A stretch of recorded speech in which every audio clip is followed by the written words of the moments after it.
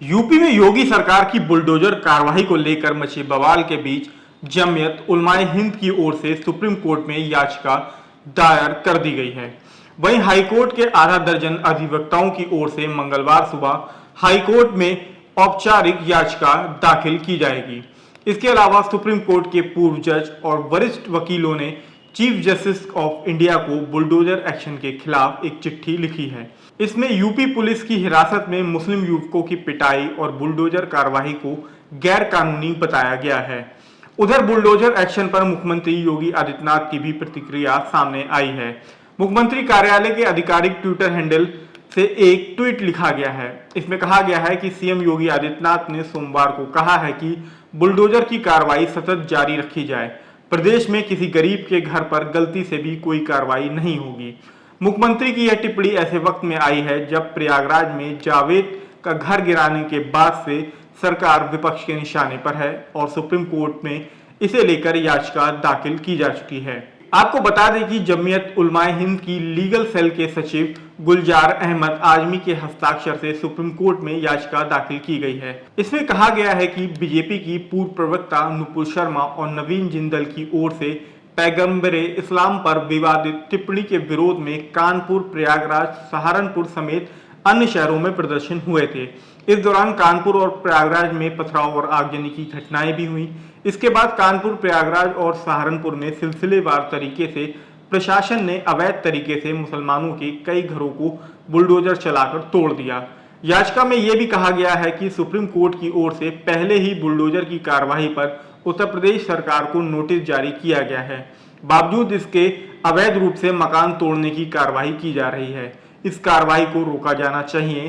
साथ ही उन अधिकारियों के खिलाफ कार्रवाई भी होनी चाहिए जो कानून का उल्लंघन कर मुसलमानों की संपत्ति को नुकसान पहुंचा रहे हैं, जबकि कानून के मुताबिक घर तोड़ने की कार्रवाई से पहले 15 दिन का नोटिस दिया जाना चाहिए। इसी तरह से प्रयागराज में हिंसा की साजिश रचने के कथित आरोपी मोहम्मद जावेद के घर पर बुलडोजर चलाए जाने के मामले में हाईकोर्ट के आधा दर्जन वकीलों की ओर से चीफ जस्टिस को पत्र याचिका भेजी गई थी। पत्र याचिका दाखिल करने वाले वकील के राय के अनुसार अब मंगलवार सुबह हाईकोर्ट में औपचारिक याचिका दाखिल की जाएगी और कल ही सुनवाई का अनुरोध भी किया जाएगा।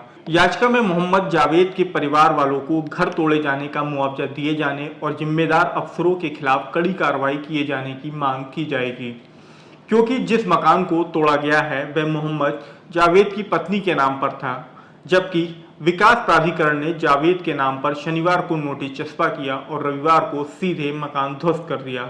आपको बता दें कि इलाहाबाद हाईकोर्ट के पूर्व चीफ जस्टिस गोविंद माथुर ने भी इंडियन एक्सप्रेस अखबार को दिए एक अपने इंटरव्यू में कहा था कि जावेद का घर तोड़ने की जो कार्रवाई की गई है वह पूरी तरीके से गलत है।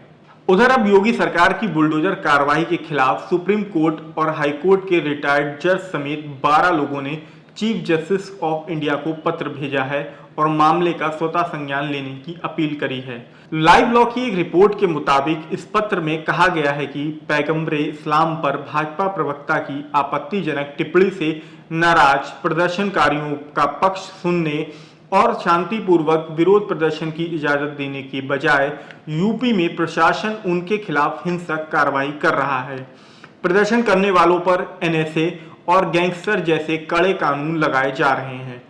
खुद मुख्यमंत्री अधिकारियों को ऐसी कार्रवाई करने के लिए प्रोत्साहित कर रहे हैं।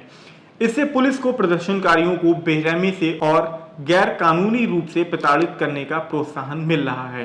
प्रदर्शन करने वालों के घरों को बिना नोटिस तोड़ा जा रहा है। अल्पसंख्यक समुदाय के प्रदर्शनकारियों को दौड़ा दौड़ा कर पीटा जा रहा है। कानून के शासन में ये सब स्वीकार नहीं है।